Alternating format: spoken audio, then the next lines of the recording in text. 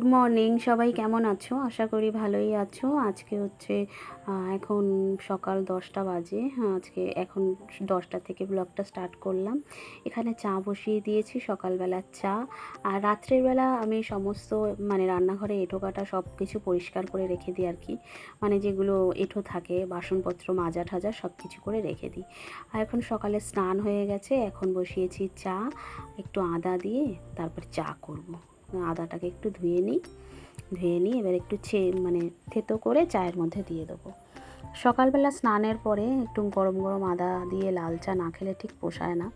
চা হয়ে গেছে, এখন আমরা চা আর কি আমি, মা আর আমার হাজব্যান্ডও রয়েছে, সবাই একবারে চা নিয়ে বসবো। গতকাল না বিস্কুটের প্যাকেট এনেছে, বর এনেছিল বিস্কুটের প্যাকেট, সেটা এখনও ভাঙিনি। তো এখন ভেবেছি এই চা খাওয়ার সময় নিয়ে একবারে ভেঙে তারপর সবাইকে দেবো।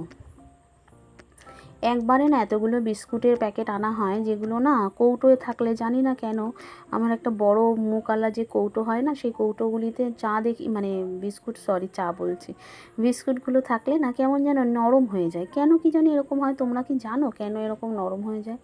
আমাকে তাহলে একটু কমেন্ট করো, বলো তো প্লিজ, যে কেন নরম হয়ে যায়। এই যে লাল রঙের যে বড় কৌটো দেখছো, আমি এর মধ্যে না বিস্কুট রাখি, তারপরেও দেখি কি কেমন জানি নরম হয়ে যায় বিস্কুটগুলো। জানি না কেন এমন হয়।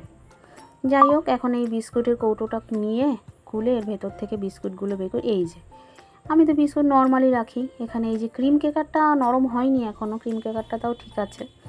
আমার ক্রিম কেকার দিয়েই চা খেতে ভালো লাগে সকালবেলা। আর যে বিস্কুটের প্যাকেট এনেছে সেগুলো এখনও ভাঙিনি, ওগুলো ভেঙে ওদেরকে দেবো। আমি আমারগুলো এইগুলো খেয়ে নিই। আর মা যে চাল কুমড়ো শাকও পেরেছে, চাল কুমড়োর সঙ্গে দেখাই চলো, এই যে চাল কুমড়ো শাক।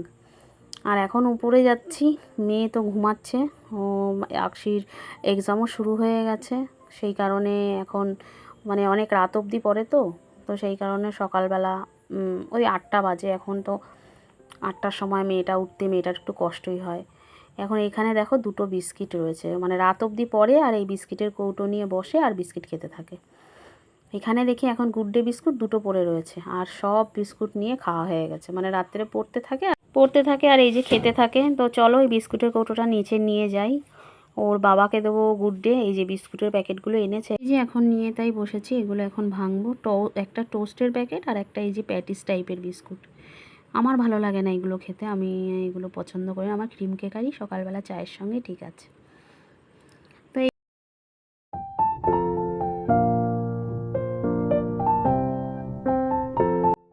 আজকে না রোদ পেয়ে সবাই কাছাকাছি শুরু হয়ে, আজকে রোদ এত কড়া রোদ দিয়েছে যে সকালবেলা না কেচে আর পারলাম না, খুবই কড়া রোদ দিয়েছে।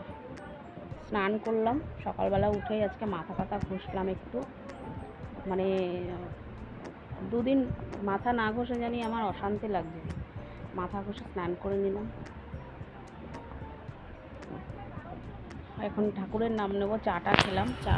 ঠাকুরের নামটা আগে নিইনি, আজকে আমার এত খিদে পেয়ে গেছিলো, সকালবেলা উঠে কাচাকাচি করে স্নান করে তারপরে চা করলাম, চা বিস্কুট খেলাম, এবার হাত মুখ ধুয়ে তারপর ঠাকুরের নাম নেব। তো চলো ঠাকুরের নাম নিয়ে নিই। আর শুভ সকাল। এই যে পুজো দেওয়া হয়ে গেছে, এখন এই যে লাড্ডু নিয়ে এসছে, এখানে ঠাকুরকে দেওয়া হয়েছিল এই লাড্ডুগুলো, তো এখান থেকে আমি একটা নিয়ে নিচ্ছি লাড্ডু। আর মা খাবে, মাকে একটা দিয়েছি আর আকশিকে একটা দিয়েছি। আর লাড্ডুগুলো এত ভালো, এত সুন্দর নরম সফট।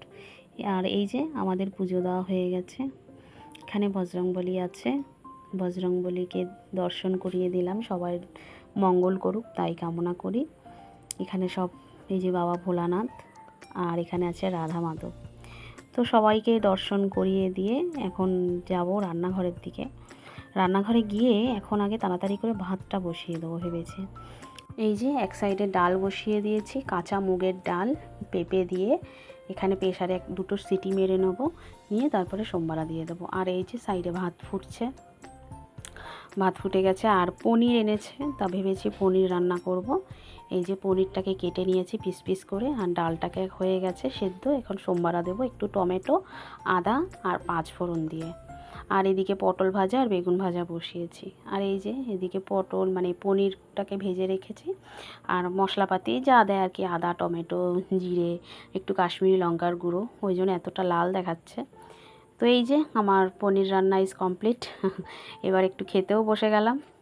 আর খাওয়ার পরে বিকেলবেলা সন্ধ্যের দিকে আমাদের বাড়িতে বলেছিলাম না যে আমার ননদ স্পেন থাকে, তো ননদের যে ননদ এসছে সেও স্পেন থাকে, তো তারা এসেছিলো, একটা অলিভ অয়েল নিয়ে এসছে, এক্সট্রা ভার্জিন অলিভ অয়েল, আর আমার মেয়ের জন্য একটা চকলেটের প্যাকেট। এই যে এই অলিভ অয়েলটা, এটা রান্নায় খাওয়ার অলিভ অয়েল। আর এখানে এইটা একটা চকলেটের প্যাকেট, এটা আমার এর আগেও যখন আমার ননদ এসেছিলো তো ও এনেছিল। আর এই যে চকলেটের প্যাকেট একটা, এইগুলি ও এনেছিল। তো এই যে চকলেটের প্যাকেট একটা, আর এর ভিতরে একটা হেজালনাট থাকে, আর উপরে আমন্ড ক্রাশ করা থাকে আর কি।